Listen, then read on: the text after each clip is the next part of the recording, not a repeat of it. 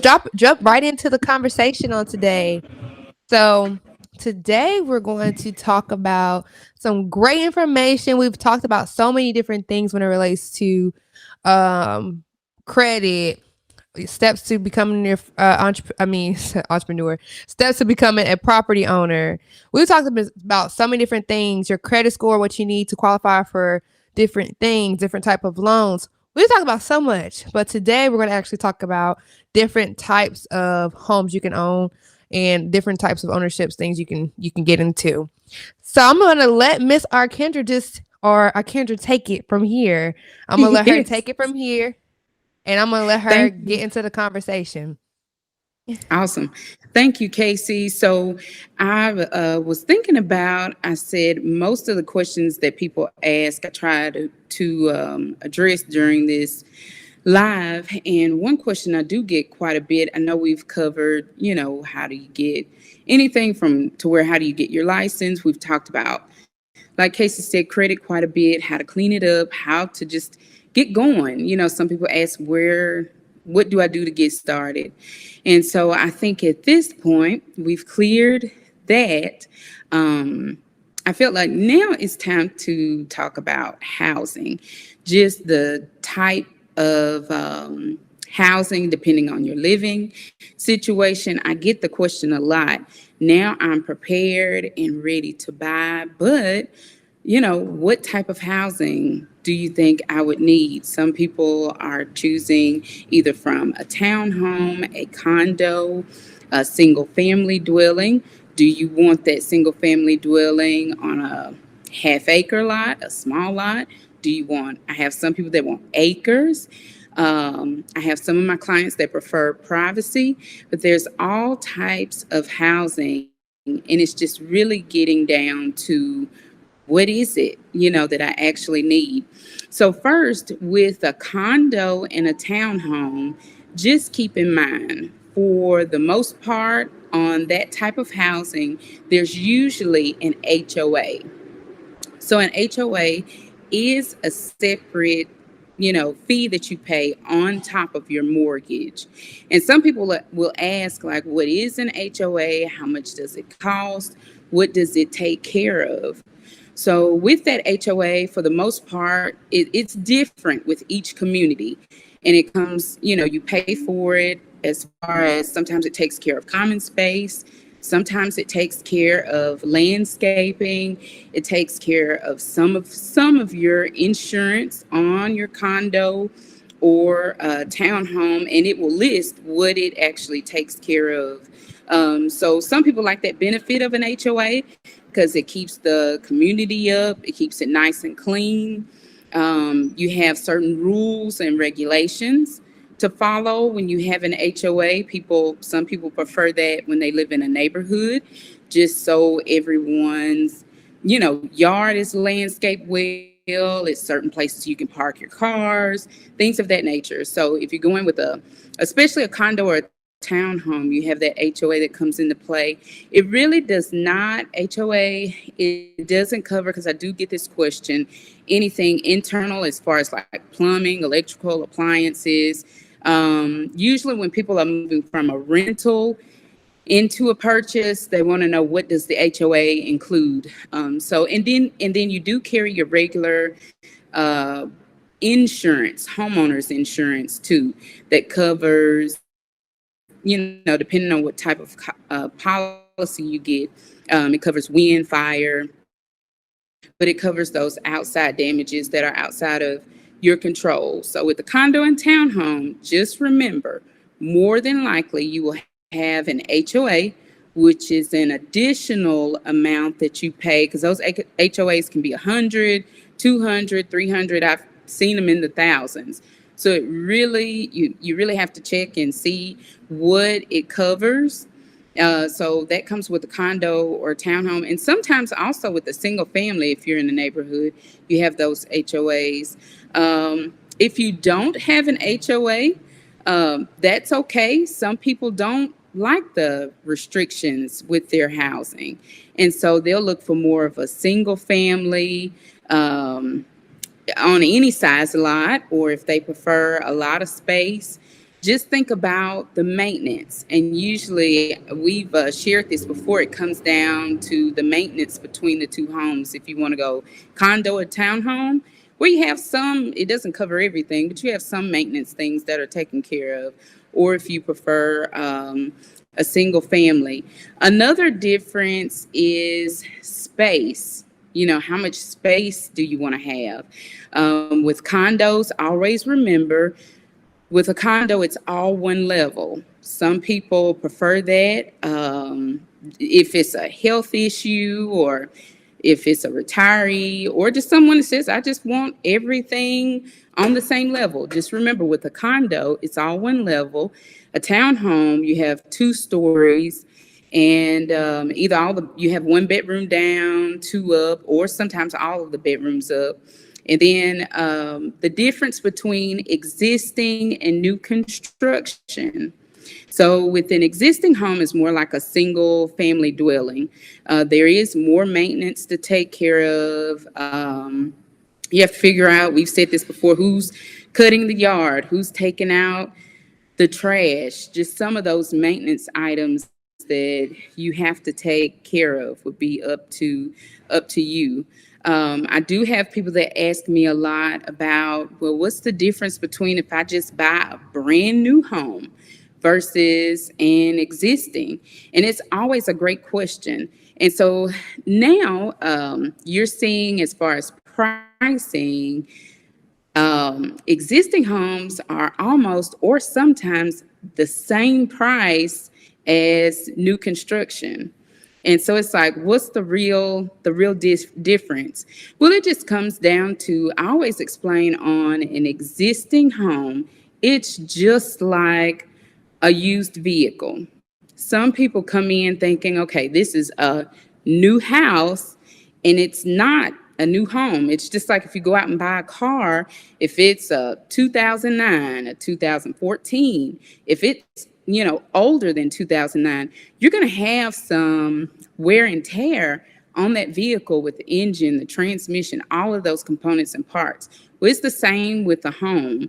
You have the wear and tear with existing versus new construction. So I always share with people, depending on the age of the home and how well it was taken care of, to save. And we mentioned this before, to save as much as you can. Because when you're buying existing, it isn't a new home. So you will go into, even though you get, a home inspection and you negotiate some of those repairs, with the seller, there's still things that can come up to where you have to come out of pocket and get those things fixed once you move in. Like I said, it's just like an existing vehicle.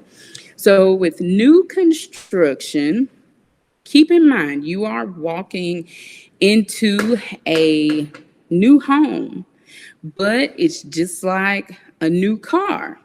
You're the first one to move in, which is exciting. You're like, I'm the first person to live in this home, but you're also the first person to work out all the kinks.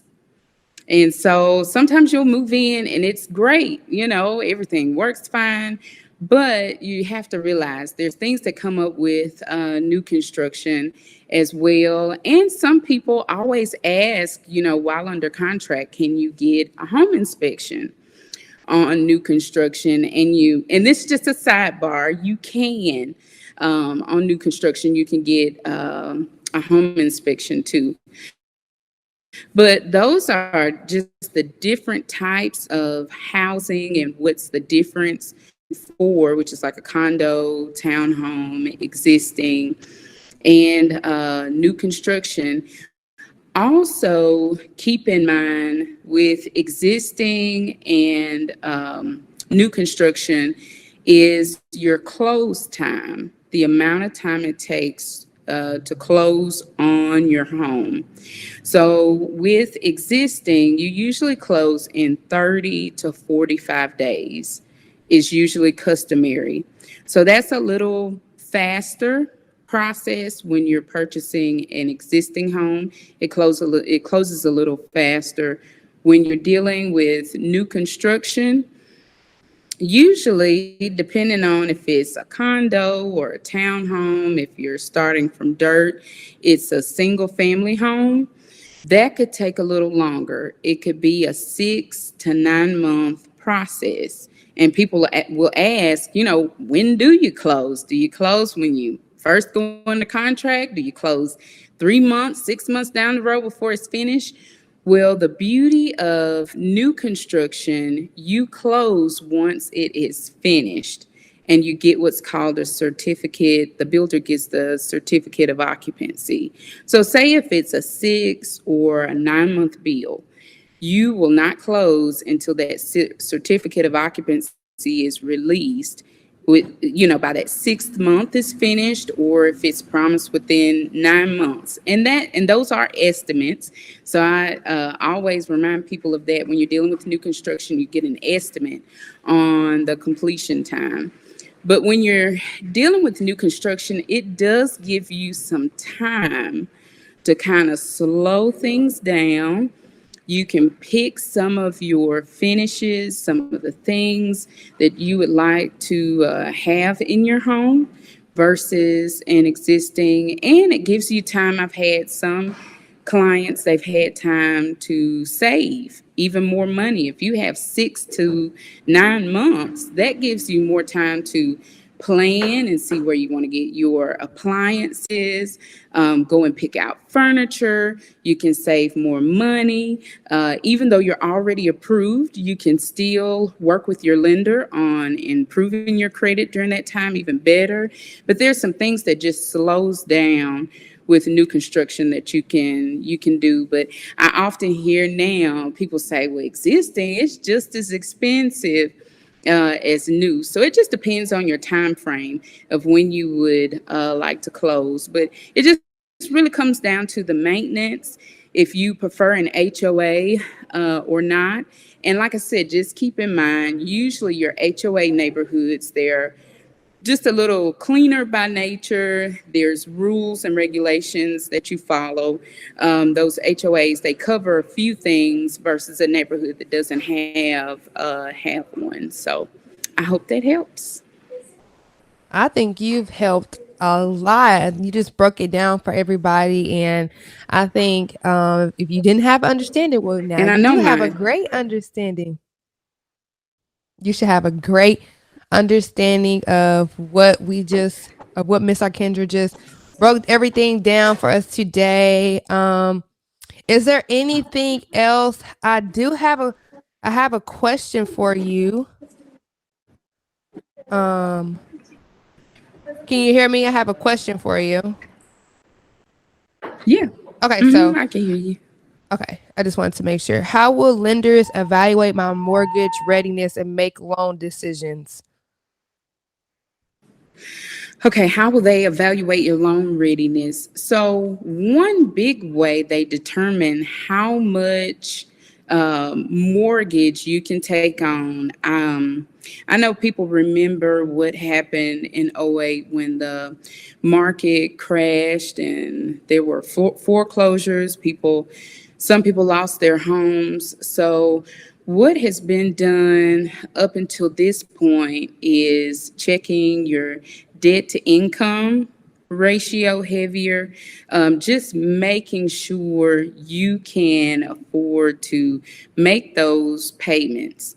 Because at the end of the day, just getting you approved for any loan, we want to make sure you're able to sustain that home, take care of it, keep it, and be able to live comfortable. So your debt to income ratio plays a huge part, and people may ask, well, what is that? So they just basically see how much money you have coming in, all of your income, as far as work, if you have any benefits, stock investments, but all the money that you have coming in versus what's going out to pay bills. So that's your debt to income, but they look at that really heavily. So I always remind people, when you're getting ready to purchase, just make sure you're not making any big purchases before you're getting ready to get a home. One of the number one things is going to purchase a vehicle. So, of course, that's a heavier debt that hits your credit. It goes against your debt to income ratio and could possibly,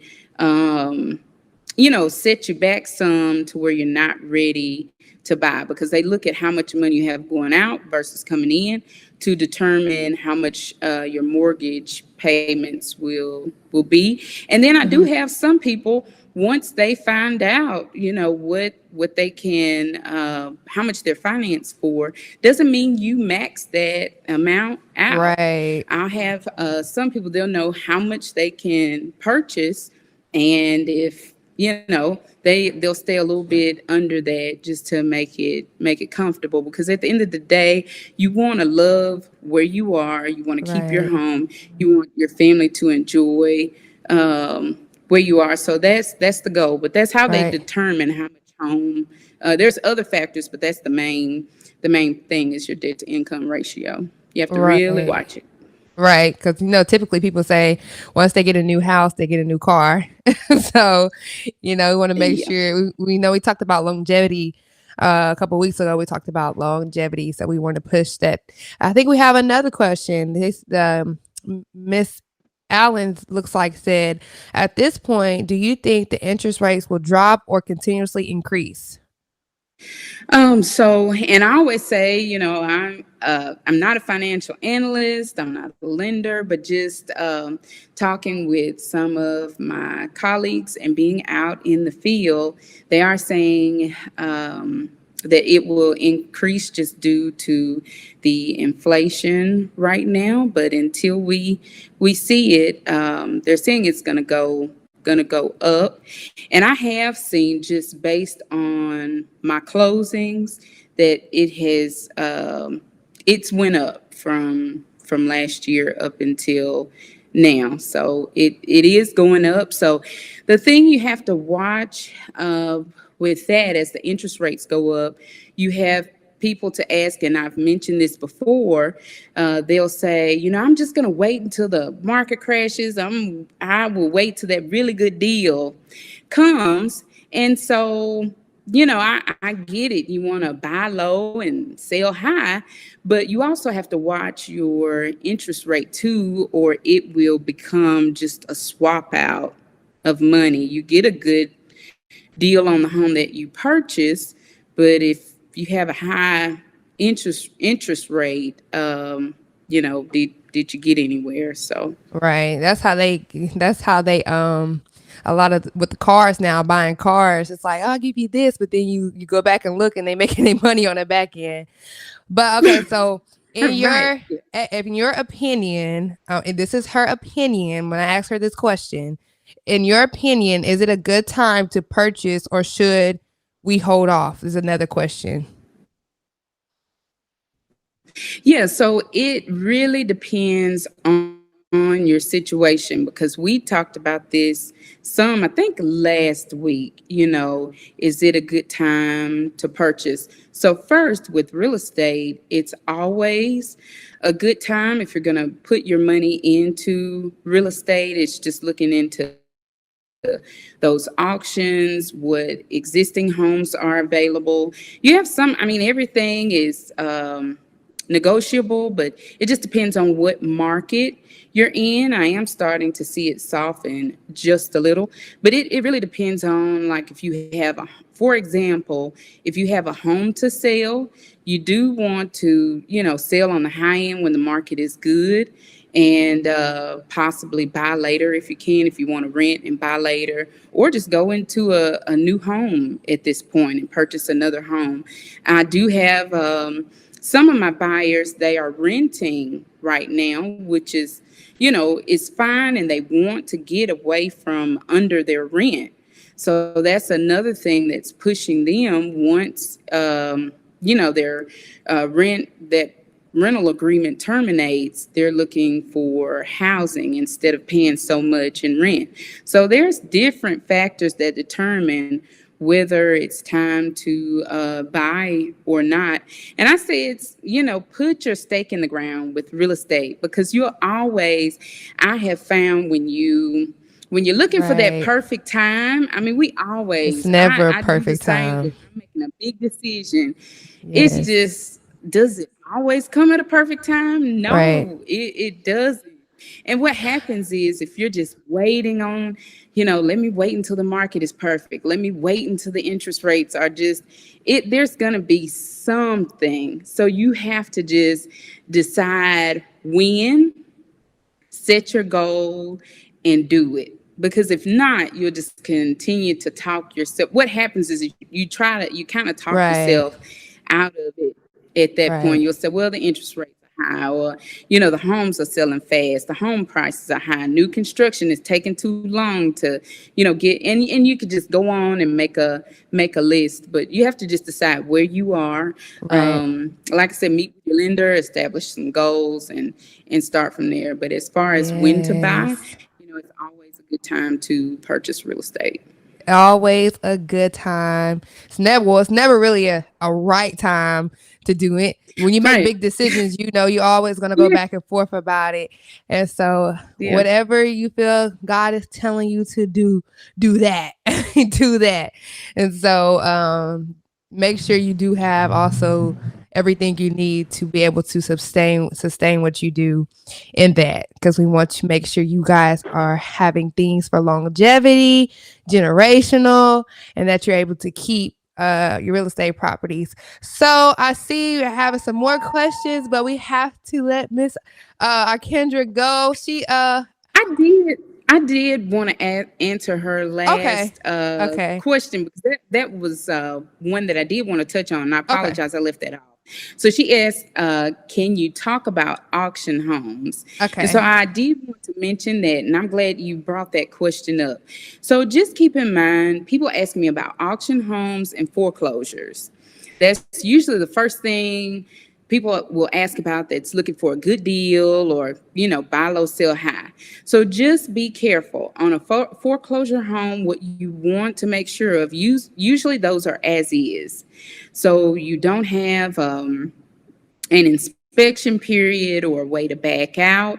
Once you go under contract, or you go to the courthouse, they sell those foreclosures, and you can always check, at banks, at the courthouse, to see what's available. Those are as is sales. So be very careful, because sometimes you'll hear those great stories. People say, I bought my, foreclosure home, fixed it up. Just make sure you have the pockets to cover those expenses. More than likely, if the owner wasn't able to make the mortgage payments, they couldn't take care of the home either.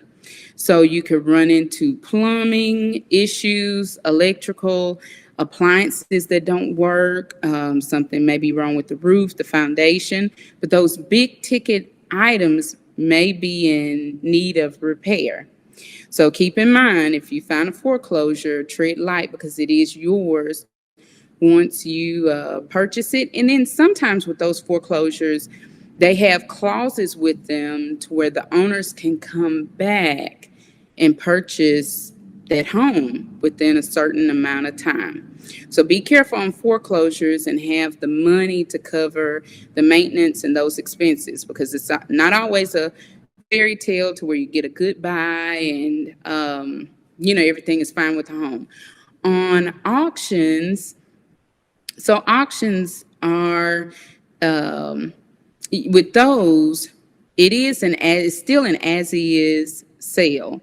So you do get to, usually at the beginning of the auction, sometimes a week or two, or they'll give you some time before the auction to actually walk through it the day of the sale, and that's kind of your quick. You can look at it, and it's as is, and see if it's a good fit for you or not. But with an auction, on the day of the sale, and usually they post this, if you see the auction signs, or if there's a certain company you're keeping up with online, they'll disclose all the terms. Make sure you know the terms the day before the sale before you go and bid. So when you arrive, most and all sales are different, but for the most part, on some, you put down a certain amount the day of the sale if you win the bid. So it's usually 10%, and that's give or take. You put down 10% the day of the sale, and sometimes you have a 30-day close. So after you put down that 10%, some have most have a buyer's premium now. So it's the 10% plus the buyer's premium that you put down the day of the sale. And they put the buyer's premium on top of the purchase price. So make sure you always know the terms before you go to the auction, because they're not all the same.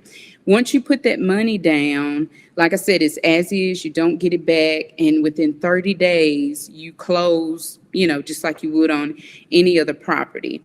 But with those two, just make sure with that auction sale, it works the same.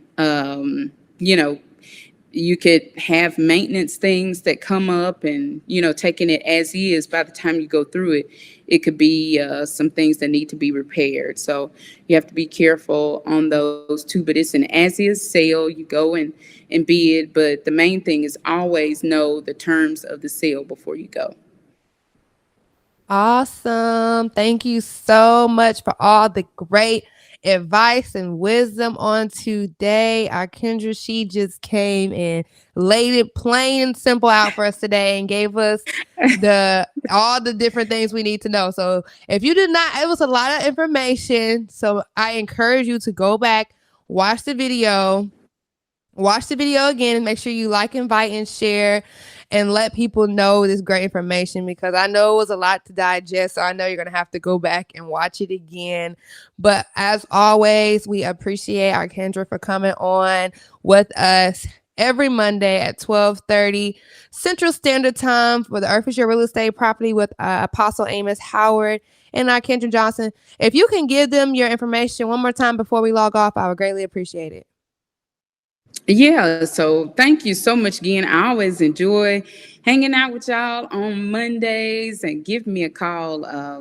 I service all of Middle Tennessee, and I'm in downtown Franklin and serve surrounding areas. My name again, if you're just now getting on, or if you haven't been on before, I'm Arkendra Johnson, and my contact phone number is 615-579-1048. So let me know what your real estate need is, and I would love to help you.